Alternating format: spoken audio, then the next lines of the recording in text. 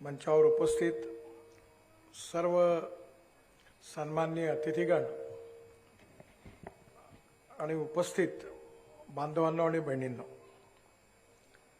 वीरांगणा राणी दुर्गावती महिला सबळीकरण व सक्षमीकरण मेळाव्याच्या निमित्ताने आपण सगळेजण आज या हॉलमध्ये उपस्थित आहोत। राणी दुर्गावती यांचा इतिहास हा आपल्या सगळ्यांकरता अतिशय परिचित आहे।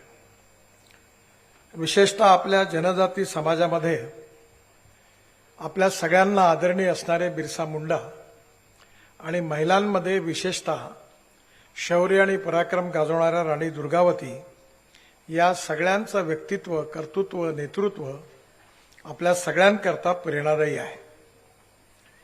राणी दुर्गावतींनी त्यांच्या राज्यामध्ये पराक्रम तर गाजवलाच, पण त्यांनी आदर्श राज्य व्यवहार देखील केला।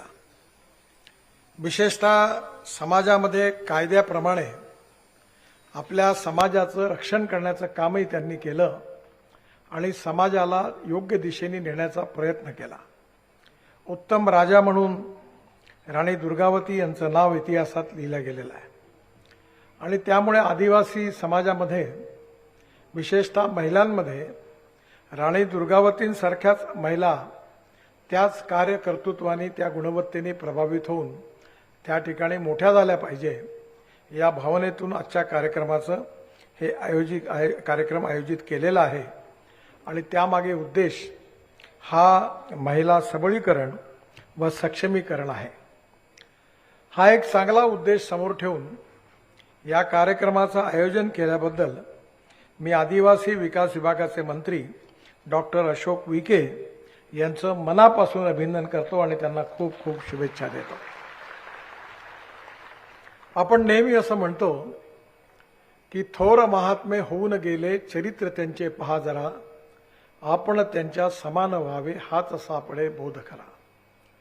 आपल्या समाजामध्ये जे थोर महात्मे होऊन गेले आहेत त्यांचं व्यक्तित्व, कर्तृत्व आणि नेतृत्व याचा अभ्यास करून आपण त्यांच्यासारखं होण्याचा प्रयत्न करणं हीच खऱ्या अर्थाने त्यांना श्रद्धांजली आहे। आज विशेषतः सबळीकरण आणि सक्षमीकरण जे महिलांचं आहे, ही विशेषतः आदिवासी महिलांमध्ये हे करायचं आहे। हे कसं होणार आहे आणि याकरता काय केलं पाहिजे याची विस्तृतपणे चर्चा आजच्या कार्यक्रमामध्ये होणार आहे। आपण सगळेजण 21व्या शतकामध्ये आहोत आणि 21व्या शतकामध्ये सगळ्यात शक्तिशाली कोणती गोष्ट असेल तर